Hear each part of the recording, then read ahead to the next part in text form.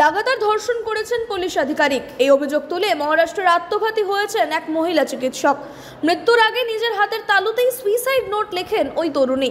সে ঘটনায় এবার গ্রেফতার হলেন মূল অভিযুক্ত সাব ইন্সপেক্টর গোপাল বাদনে। ঘটনার পর থেকেই তিনি পলাতক ছিলেন।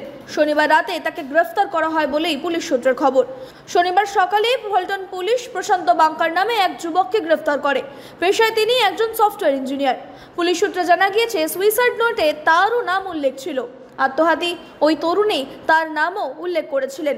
অন্যদিকে সাতারার পুলিশ সুপার তুষার দোষী জানিয়েছেন, এদিন সন্ধ্যায় ফলটন গ্রামীণ থানায় এসে আত্মসমর্পণ করেন গোপাল বাদনে। এরপরই তাকে গ্রেফতার করা হয়। বৃহস্পতিবার রাতে আত্মঘাতী হন ওই তরুণী।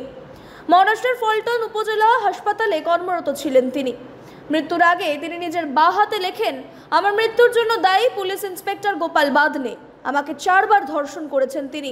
5 মাস ধরে আমাকে শারীরিক এবং মানসিকভাবে তিনি নির্যাতন করেছেন। এই ঘটনা প্রকাশ্যে আসতেই গোপালকে সাসপেন্ড করা হয়। চিকিৎসকের মৃত্যুর পরেই জানা যায়, স্থানীয় ডিএসপির কাছে ফলটনের 3 পুলিশ আধিকারিকের বিরুদ্ধেও অভিযোগ জানিয়েছিলেন ওই তরুণী। প্রবল মানসিক চাপ দিয়েছেন বাদনে সহ 3 জন পুলিশ আধিকারিক।